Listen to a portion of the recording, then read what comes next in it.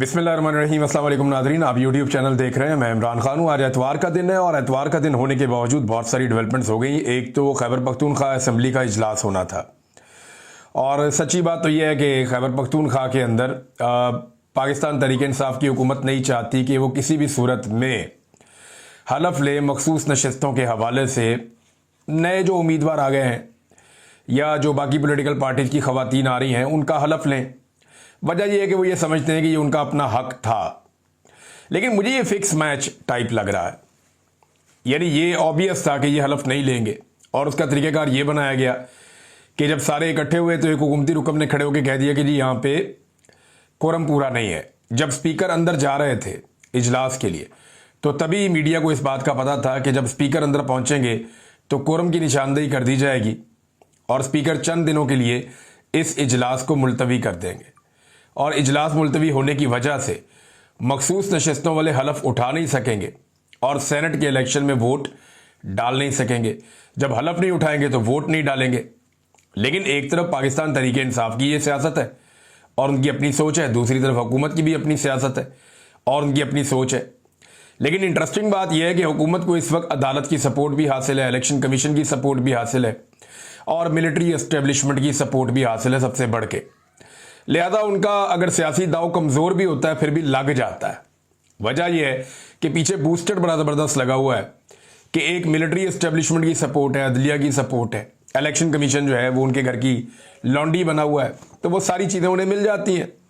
अब खैबर पख्तूनख्वा के असम्बली के इजलास में ये कह दिया स्पीकर ने कि जी अब जुमेरात को दोपहर 2 बजे आएंगे, तब तक के लिए जो है वो ये इजलास मुलतवी किया जाता है। कोरम की निशानदेही हो गई है तो इजलास तो हो गया फारग, मखसूस नशस्तों वाले हलफ ले नहीं सके।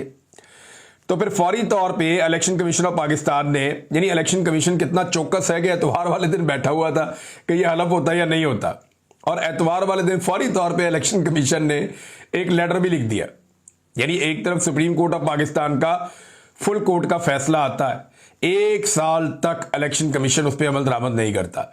लेकिन अभी सुप्रीम कोर्ट के आईनी बेंच का एक फैसला आता है तो इलेक्शन कमीशन को जो है पेट में मरोड़ उठ रहे हैं कि फौरी तौर पे अमल दरामद करवा दे और अमल दरामद के लिए पूरी कोशिश कर रहा है।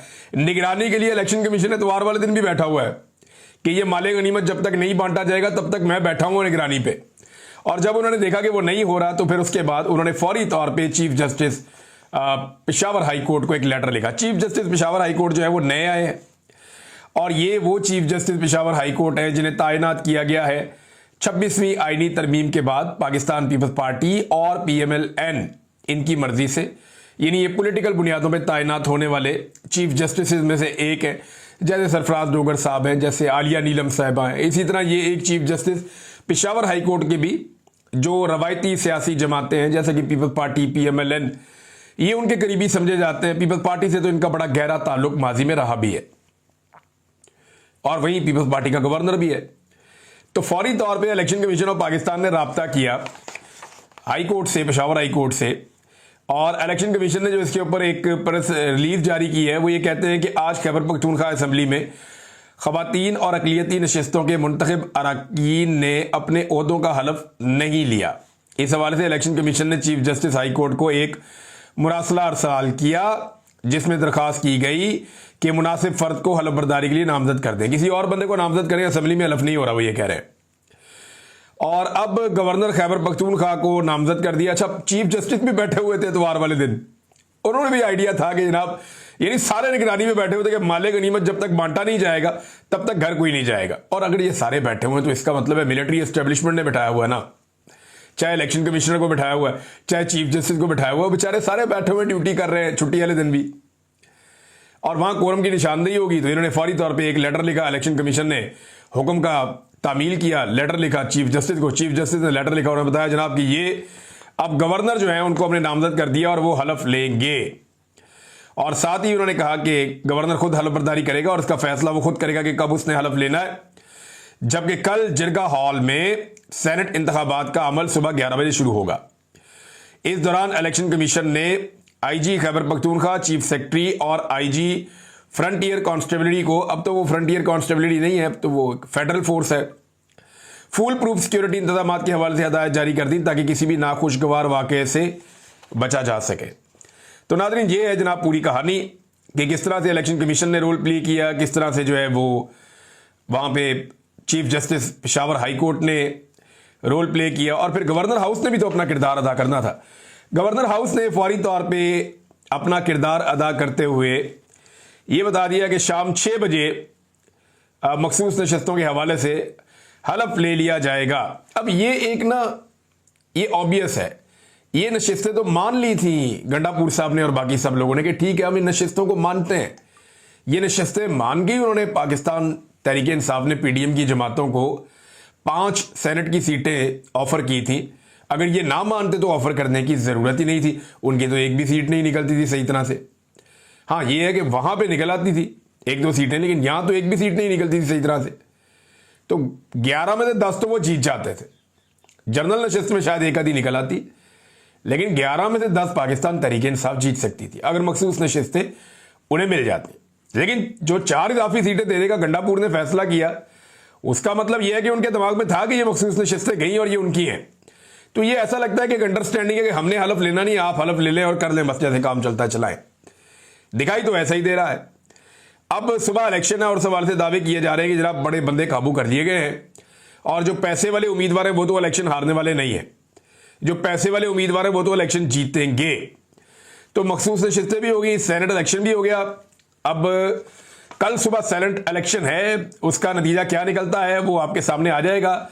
यहां पे पाकिस्तान तहरीक इंसाफ ने इसके ऊपर एक रद्द-ए-अमल भी दिया, और तहरीक इंसाफ ने कहा कि आइन के आर्टिकल 255 के तहत हाई कोर्ट का चीफ जस्टिस किसी शख्स को हलफ दिलाने के लिए नामजद करने का कोई इंतजामी इख्तियार नहीं रखता।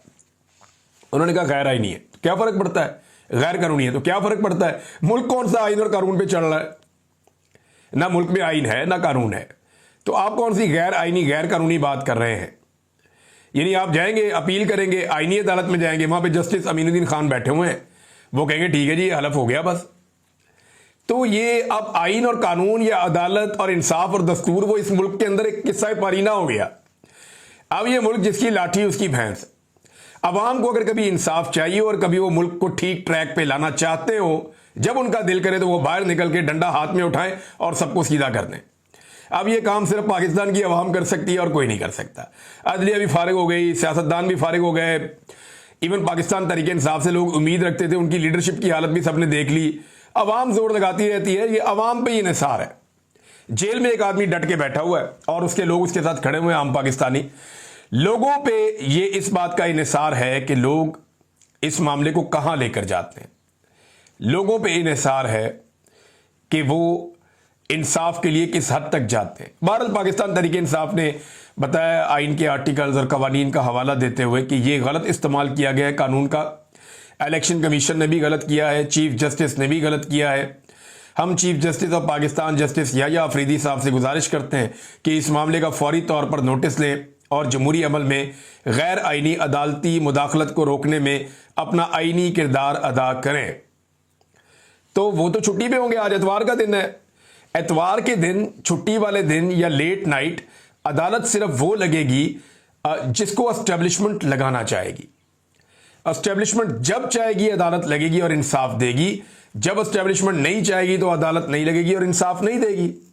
मुझे अच्छी तरह याद है, मुझे इस्लामाबाद की हुदूद से गिरफ्तार किया गया, बड़ा मीडिया ने रोला डाला। अरशद भाई शहीद जो है वो खुद चले गए थे हाई कोर्ट, तो चीफ जस्टिस का अमला वहां पे पहुंचा, पता चला जी चीफ जस्टिस आ रहे हैं अतर मिनुल्लाह साहब, और उन्होंने भी जनाब पैगाम कह दिया अच्छा ठीक है बाद में देखते हैं। बात गोलमोल कर दी। Chief justice Islamabad high court ने भी उस वक्त, क्योंकि एस्टेब्लिशमेंट चाह रही थी कि मुझे अंदर रखना है, और उन्होंने मुझे अंदर रखा भी, मुझे रगड़ा भी दिया, और वो सारी दुनिया ने देखा भी। बहरहाल ये याह्या अफरीदी साहब से अपील तो इन्होंने की है। मुझे नहीं लगता कि वो आज अपना आईनी किरदार अदा कर सकते हैं या रात को किसी वक्त जाग सकते हैं। सेनेट इलेक्शन में जब तक कि एस्टेब्लिशमेंट अपनी मनमानी नहीं कर लेगी तब तक तो सवाल ही पैदा नहीं होता। इस पे एक स्टेटमेंट जो है वो उमर अयूब साहब का भी है। वो ये कहते हैं ये सिर्फ पाकिस्तान जैसे बनाना रिपब्लिक में ही हो सकता है, जहां पे एक हाइब्रिड सिस्टम बना हुआ है, एक जाली निज़ाम जहां पे कायम है, दोगला निज़ाम, वहीं पे ये सब कुछ हो सकता है। यानी पॉलिटिकल पार्टी ने कोरम की निशानदेही की है, क्या वो ये भी नहीं कर सकते? और रिजर्व सीट जो है उनके ऊपर फिर अलबरदारी नहीं हुई। और इलेक्शन कमीशन ऑफ पाकिस्तान ने एतवार वाले दिन अपने दरवाजे खोल दिए और हाई कोर्ट ने भी ऐसा ही किया है। उन्होंने भी वही तनकीद की जो बात मैं आपको बता रहा हूं कि ये सब ऐसा लगता है कि बनाना रिपब्लिक है, ये किसी मुल्क वाला हाल तो नहीं है जो किया जा रहा है। नादरीन, एक मैंने कल आपसे गुजारिश की थी कि पाकिस्तान तहरीक इंसाफ को ये चाहिए कि वो 9 मई के हवाले से जो मुकदमात का भुड़कस निकल गया है, जो गवाहान भाग गए हैं, दौड़ गए हैं, जो झूठे गवाहान पकड़े गए हैं और सरेआम पकड़े गए हैं, उन तमाम के खिलाफ ज़रूर एक प्रेस कॉन्फ्रेंस करे और अपना बयानिया बताए, लोगों के सामने हकायक रखे कि क्या हुआ है। तो लतीफ़ खोसा साहब ने एक प्रेस कॉन्फ्रेंस की है। सबसे मेन आदमी लतीफ़ खोसा साहब थे, दीगर कुछ लोग उनके साथ ज़रूर थे, लेकिन जो पाकिस्तान तहरीक इंसाफ की इस वक्त क़यादत है वो इसमें शामिल नहीं थी। ना बैरिस्टर गौर थे, ना इसके अंदर उमर अयूब साहब थे, ना सेक्रेटरी इंफॉर्मेशन और बाकी सारे लोग थे। तो ये एक लतीफ़ खोसा साहब ने एक प्रेस कॉन्फ्रेंस की है। उन्होंने 2 बातें बड़ी इंपॉर्टेंट की, बहुत सारी बातें उन्होंने बताई इसमें। उन्होंने कहा हमारी क़यादत पर इल्ज़ाम है कि 9 मई वाक़े की 7 मई को इमरान खान के घर में साजिश तैयार हुई। लाहौर की अदालत में गवाह कहता है इस साजिश में 14 अफराद थे। फैसलाबाद की अदालत में बताता है 44 अफराद थे। गुजरावाला की अदालत में बताता है कि 58 अफराद थे। काश ये केस लाइव स्ट्रीम होता तो पूरी कौम देखती कि कैसे झूठ के पुलंदे खोले जा रहे हैं।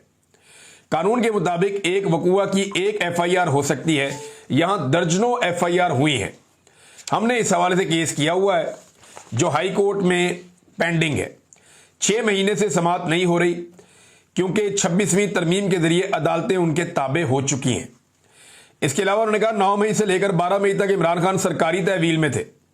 सुप्रीम कोर्ट ने इमरान खान के गिरफ्तारी को गैर कानूनी करार देते हुए मुलव्वस अफराद के खिलाफ कार्रवाई का हुक्म दिया था। यानी रेंजर ने जाके गिरफ्तार किया था, जो लोग इसके लिए जिम्मेदार हैं।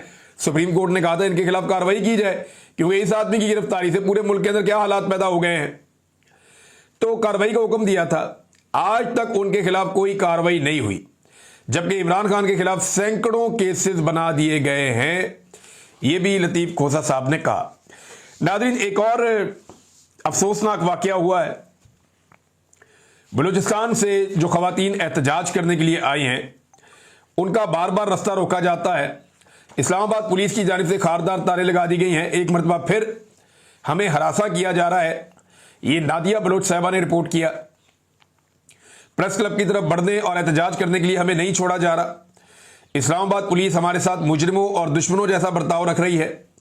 क्या बलूचिस्तान से इस्लामाबाद आना और पुरअमन एहतजाज करना जुर्म है? पाकिस्तान के इदारे हमें बताएं कि हमारे शहरी और इंसानी हुकूक पर क्यों कदगन लगाया जा रहा है, हमें क्यों दीवार से लगाया जा रहा है। अगर हमें किसी भी तरह का नुकसान पहुंचा, इसकी बराह रास्त जिम्मेदारी इस्लामाबाद और रियासती इदारों पर आयद होगी। बलोच कौम और मीडिया से अपील करते हैं कि इस्लामाबाद पुलिस की जानिब से हमारे साथ होने वाले जानवरों जैसे सलूक के खिलाफ आवाज उठाएं। वैसे यह आवाज सिर्फ बलोचों का हक नहीं है, पूरे पाकिस्तान को यह आवाज उठानी चाहिए कि वो बहनें और बेटियां हैं, वो पाकिस्तान की इज्जत हैं। वो अगर आई हैं एहतजाज करने के लिए तो मुंह उठा के तो नहीं आ गए। वो लोग कोई तकलीफ है तो आए ना। उनके अपने प्यारे लोग जो हैं वो जबरी तौर पे लापता हैं और वो उन्हें ढूंढते फिर रहे हैं बगैर किसी कानून के, बगैर किसी दस्तूर के, बगैर किसी कायदे के। नाइंसाफी करते हुए उनके प्यारों को लापता कर दिया गया है जबरी तौर पे। वो उन्हें ढूंढते फिर रहे हैं, किसी अदालत में उन्हें पेश नहीं किया जाता, कोई मुकदमा उनके ऊपर डाला नहीं जाता। तो ये जो तकलीफ है ये उनको इस्लामाबाद तक लेकर आती है। वो गरीब लोग हैं बेचारे, किस तरह पैसे इकट्ठे करते हैं, किससे मांगते हैं, किस तरीके से अपना वो कमेटियां डालते हैं, जैसे भी करके वो पहुंचते हैं बड़ी मुश्किल से बसों वैगनों में बैठ के। कोई उनके पास बहुत बड़ी बड़ी जायदादें नहीं है। वो गरीब सूबा है, वहां के गरीब लोग हैं और जो लोग उठाए गए हैं वो भी इंतहाई गरीब लोग हैं। लिहाजा वो इंसाफ मांगने आए हैं। पूरे पाकिस्तान को उनके लिए आवाज उठानी चाहिए। आप आवाज नहीं उठाएंगे, कल को यही कुछ आपके साथ भी हो सकता है और ये डेफिनेटली होगा। जब आप आवाज नहीं उठाएंगे ये आग आपके दरवाजे तक पहुंचेगी। पाकिस्तान तहरीक इंसाफ ने एक और फैसला किया नाज़रीन, और वो ये है कि जो झूठे गवाहान हैं उनके खिलाफ वो कहते हैं जी अब हम कार्रवाई भी करेंगे, हम ऐसे नहीं छोड़ेंगे। इन झूठे गवाहान को कानून के कटहरे के अंदर लेकर आएंगे। इन्होंने जहां जहां झूठ बोला, जो जो चीजें गलत की, हम इनके खिलाफ डिपार्टमेंटल कार्रवाइयां भी करवाएंगे और इनके खिलाफ अदालती कार्रवाइयां भी करेंगे। ये पाकिस्तान तहरीक इंसाफ ने ऐलान किया है। खैबर पख्तूनख्वा में नाज़रीन दीर के इलाके में बहुत बड़ी तादाद में लोग निकल आए और लोगों ने निकलकर अमन मार्च किया है और ऑपरेशन के खिलाफ आवाज उठाई है। लोग खैबर पख्तूनख्वा में होने वाले ड्रोन हमलों और ऑपरेशन के लिए बनाई जाने वाली सूरत हाल के खिलाफ बार बार सड़कों पर आकर यह पैगाम दे रहे हैं कि वो किसी सूरत खैबर पख्तूनख्वा के किसी भी कबायली इलाके में या किसी भी सेटल्ड एरिया में कोई मिलिट्री ऑपरेशन किसी सूरत भी नहीं होने देंगे।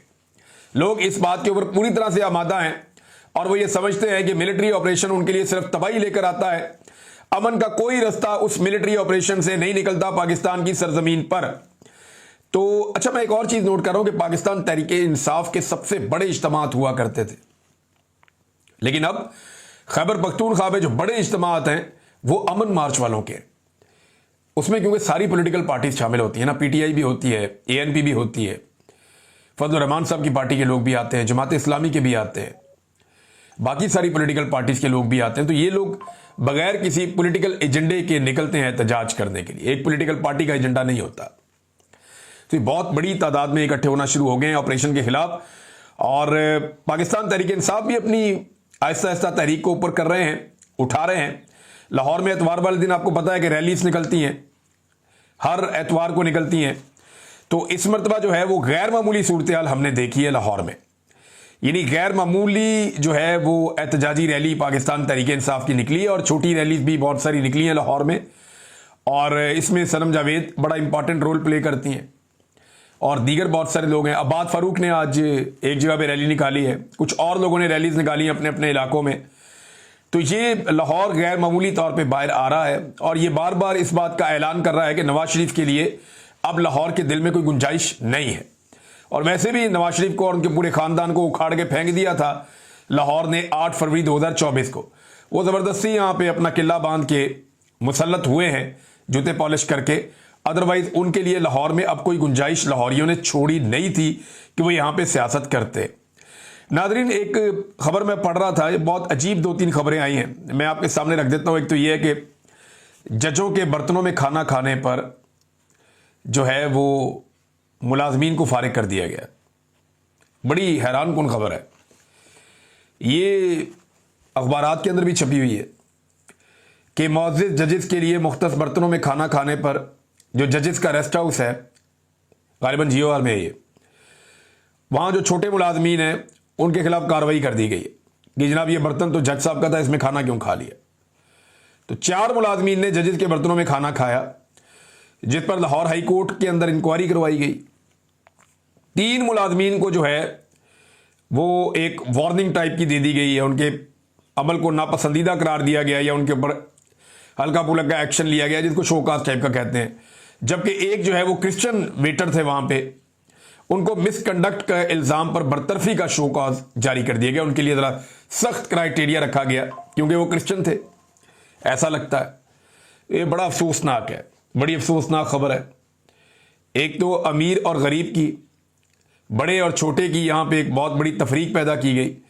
दूसरा फिर फर्दर जो है उसके अंदर जो क्रिश्चियन कम्युनिटी का हमारा एक दोस्त वहाँ पे काम करता है, उसके साथ सलूक थोड़ा अलग किया गया। इस खबर के मुताबिक मैंने किस्मत खान साहब का जो अकाउंट है वहाँ से ये खबर पढ़ के सुनाई, इस पर मुझे बहुत अफसोस हुआ। एक और इंतहाई अफसोसनाक खबर है, पसंद की शादी किए जाने पर खातून को गोलियां मारकर कत्ल किया गया है। इस हवाले से भी मुसद्दका इतलात नहीं आ रही, लेकिन बहुत सारी खबरें हमारे पास मौजूद हैं, और ये एक वीडियो है जो अब वायरल हुई है। बलूचिस्तान में पसंद की शादी करने वाले जोड़े को सरेआम गोलियां मारकर कत्ल कर दिया गया है, और ये वायरल हो गई है वीडियो। वज़ीर आला जो है बलूचिस्तान के, वो आजकल बरतानिया में है अपने बच्चों के पास, लेकिन उन्होंने वहीं से नोटिस लिया है और ये कहा कि मुल्जिमान को गिरफ्तार किया जाए। इसके वाक़े का ये नहीं पता कि ये वाक़या है कब का, लेकिन ये कंफर्म है जो ज़बान वो लोग बोल रहे हैं वो बलूचिस्तान की है, और ये लोग रहने वाले बलूचिस्तान के ही हैं। इसमें जो वहाँ जर्नलिस्ट हैं मकामी, उन्होंने भी कंफर्म किया कि ये बलूचिस्तान का इलाका है, बलूचिस्तान के ही लोग बज़ाहिर ये नज़र आ रहे हैं वीडियोज़ में। लोग इकट्ठे होकर आते हैं, पगड़ियाँ पहनी हुई हैं, टोपियाँ पहनी हुई हैं, फैसला करते हैं, खातून को खड़ा करते हैं। वो पता नहीं कौन सी, ये गैरत तो नहीं, बेगैरती लगती है मुझे। वो गोलियां मार दी उसको, लड़की को, सिर्फ इसलिए कि उसने पसंद की शादी की थी। ये इंतहाई अफसोसनाक है, बहुत बड़ा जुल्म है। इसकी जितनी मजम्मत की जाए उतनी कम है। बहुत ही तकलीफदेह वाक़या है, बहुत ही तकलीफदेह वाक़या है, और तमाम उलमा इकराम को इसकी मजम्मत करनी चाहिए। तमाम जितने भी मकातब फ़िक्र के लोग हैं उन सबको इसकी मजम्मत करनी चाहिए। इस्लाम में पसंद की शादी का इस्लाम आपको हक देता है, और ये कोई तरीका नहीं है कि आप सरेआम लोगों को ऐसे गोलियां मार दें।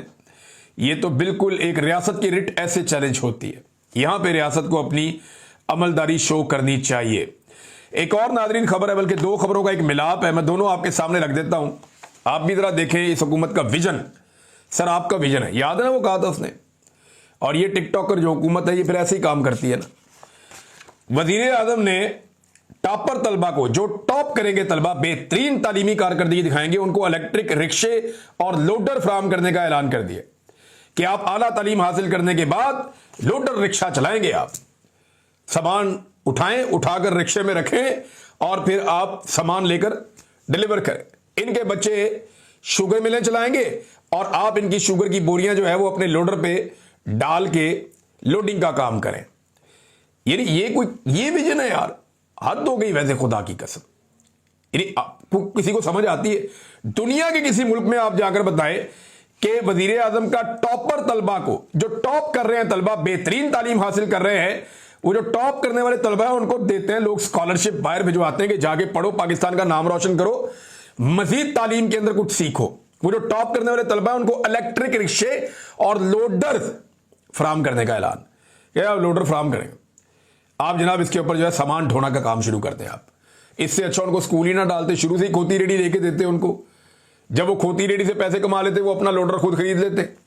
इससे तो बेहतर वो था पढ़े लिखे मजदूर पैदा करने की कोशिश कर। हैरत होती है मुझे इनकी सोच पे, इनके विजन पे, जो है ही नहीं। अच्छा, गरीब आदमी को, या टॉपर तालिब इल्म जो है उसको देंगे लोडर रिक्शा इलेक्ट्रिक वाला और इलेक्ट्रिक रिक्शा, जबकि मेंबर पार्लियामेंट को क्या देंगे? उनके लिए बड़ी अच्छी खबर है, 104 फैमिली स्वीट्स को मुकम्मल करने का फैसला कर लिया गया है, बड़े लग्जरी किस्म के। और ये 2 अरब 88 करोड़ 24 लाख रुपए लागत से 3 माह में इनको फंक्शनल कर दिया जाएगा और जबरदस्त किस्म के फैमिली स्वीट्स बनाए जाएंगे।